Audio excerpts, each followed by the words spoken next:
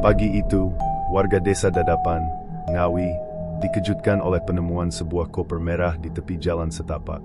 Dari luar, koper itu tampak biasa saja, tetapi siapa sangka bahwa isinya adalah mimpi buruk yang tidak pernah mereka bayangkan.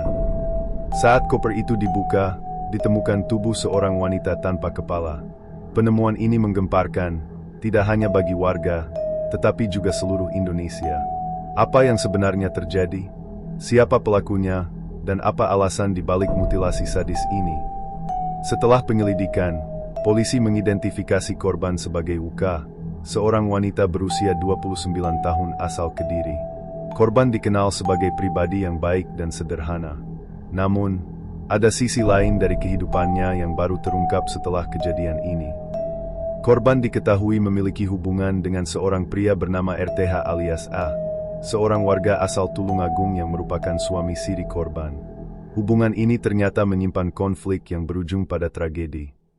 Hanya 2 hari setelah penemuan koper merah, polisi berhasil menangkap RTH. Penangkapannya dilakukan di lokasi persembunyiannya yang cukup jauh dari tempat kejadian. Dalam pemeriksaan awal, pelaku mengakui perbuatannya tetapi memberikan jawaban yang mengejutkan saat ditanya motifnya. Saat diinterogasi, pelaku mengungkapkan alasan yang membuat publik terkejut. Ia mengaku bahwa motif utamanya adalah masalah keluarga yang sudah lama dipendam. Konflik ini dipicu oleh kecemburuan dan perasaan dikhianati, yang akhirnya memuncak dalam aksi kejam tersebut. RTH juga mengungkapkan bahwa tindakan mutilasi dilakukan untuk menyulitkan identifikasi korban. Ia berharap dengan memisahkan kepala dari tubuh, polisi tidak akan segera mengenali identitas korban. Namun, usaha ini gagal ketika pihak keluarga melaporkan korban yang hilang. Penemuan koper merah ini memunculkan berbagai desas-desus di kalangan warga. Beberapa percaya bahwa kasus ini bukan hanya tentang dendam, tetapi juga dipengaruhi oleh hal-hal mistis.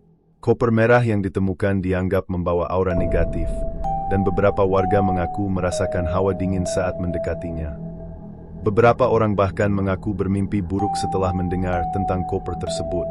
Dalam mimpi mereka, seorang wanita tanpa kepala berjalan di tengah malam, mencari bagian tubuhnya yang hilang. Setelah melalui proses identifikasi dan penyelidikan, jenazah korban akhirnya dimakamkan dengan layak oleh keluarganya. Namun, rasa kehilangan yang mendalam tetap menyelimuti mereka. Kasus ini menyoroti bagaimana konflik dalam hubungan bisa berubah menjadi tragedi jika tidak diselesaikan dengan cara yang baik. Mutilasi ini bukan hanya kejahatan fisik, tetapi juga meninggalkan trauma mendalam bagi keluarga dan masyarakat sekitar. Kisah ini adalah pengingat bagi kita semua bahwa tindakan kekerasan tidak pernah menjadi solusi. Konflik yang dibiarkan membara hanya akan berakhir dengan kehancuran. Dan bagi keluarga yang ditinggalkan, tragedi ini akan menjadi luka yang sulit disembuhkan. Meski pelaku telah ditangkap, pertanyaan besar tetap ada.